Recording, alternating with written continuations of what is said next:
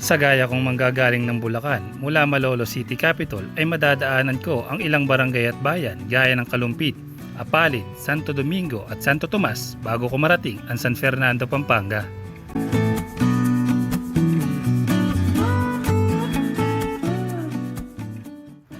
Ang San Fernando ay tinaguriang home of the giant lantern dahil nga sa maganda at naglalakihan nilang mga parol na karaniwan mong mamamasdan at madadaanan sa kanilang mga pangunahing lansangan at kakalsadahan.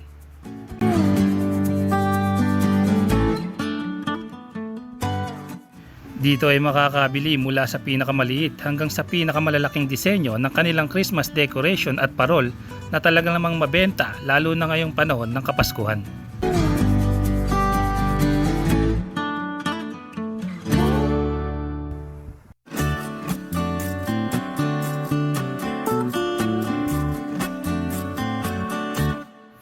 Mula San Fernando ay madadaanan ko pa ang ilang barangay at bayan gaya ng Sindalan, Kalulot, Pinapuan at Kamuning bago ko marating ang Lakeshore, Pampanga.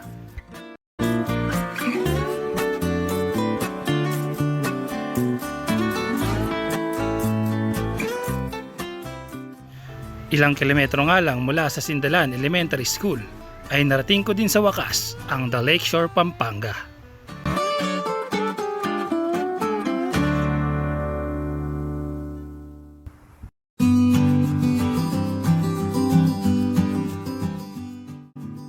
Sa entrada, kailangan lang magbayad ng 50 pesos para sa entrance fee at may libreng tattoo ka pa mula sa security.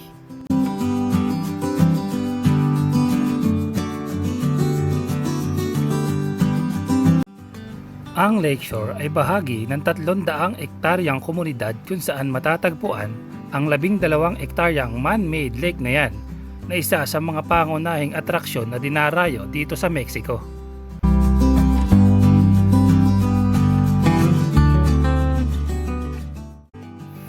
Malapit naman sa lawa ay matatagpuan ang lighthouse tower na yan na sa halagang 20 pesos ay pwede mo nang akyatin at i-enjoy ang 360-degree view mula sa itaas.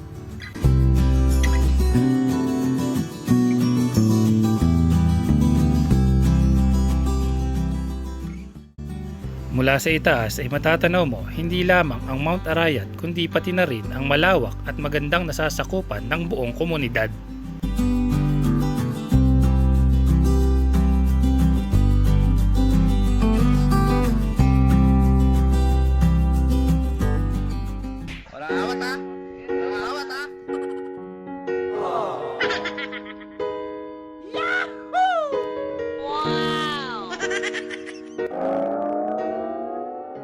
Sapakin ko kaya ito para makatulog.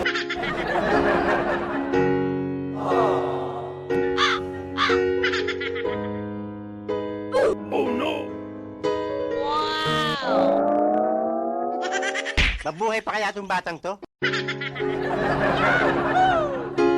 Bahala ka sa buhay mo. Ginusto mo yan eh. Nagpasarap eh.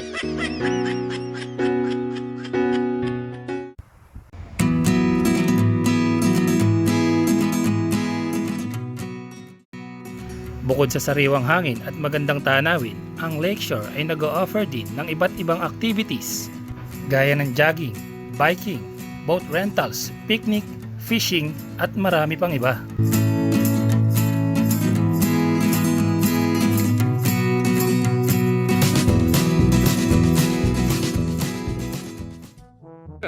Hey y'all, come look at this.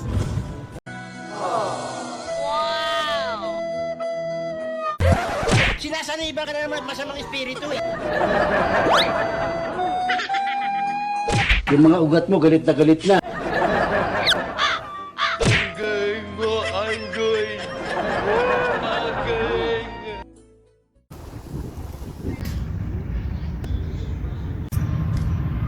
Pero teka, paano yung mga bata? Ano ang pakialam mo doon? Makakapasok na ba sila dito?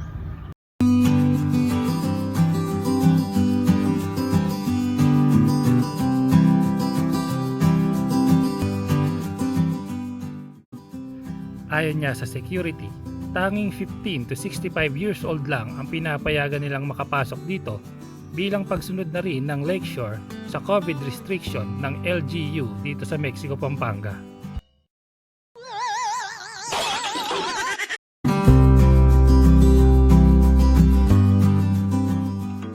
Pero nitong Disyembre lang ay napag-alaman ko na pwede nang makapasok ang mga bata matapos niyang luwagan ng LGU ang COVID restriction dito sa Mexico, Pampanga.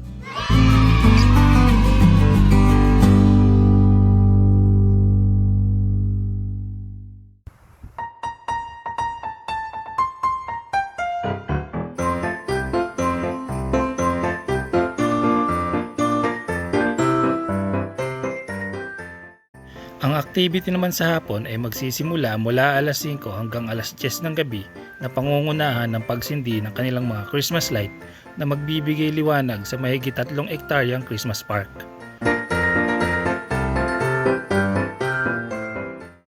Meron din silang outdoor cinema, lakeside dining, live music playing at marami pang iba.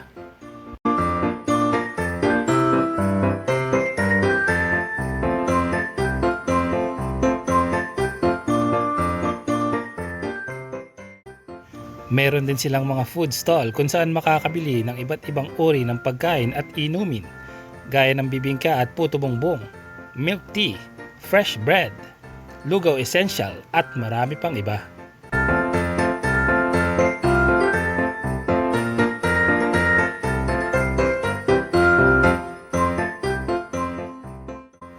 At syempre, bukod sa mga activity at masasarap na pagkain mula sa kanilang lakeside dining, ang Lakeshore ay nag-o-offer din ng venue para sa iba't ibang uri ng event o okasyon gaya ng wedding proposal, prenup, kasal, binyag, debut, anniversary at kung ano-ano pang mga okasyon na mas mai-enjoy nyong idaos dito sa Lakeshore. Para sa mas kompletong detalye at impormasyon, mag-inquire lamang sa kanilang Facebook page na ang The Lakeshore Philippines.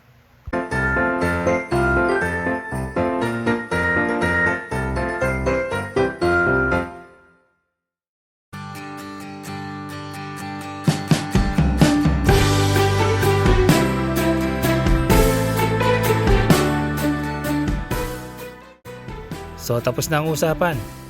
Kahit ano pa ang sabihin ng iba, kung gusto mo ng tunay na Christmas feels, The Lakeshore, Mexico, Pampanga ka. Babush!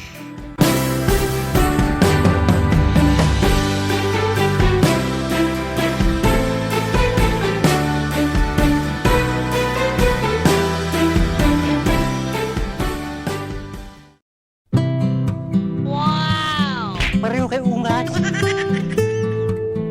Ginagawa mo! Oh no! Rastaman, yo, half human, half zombie. What you gonna do with a big butt? Wiggle, wiggle, wiggle. Kicks it out. Stevenson for three. Puts it in. Sensya na kayo. Retarded yun eh.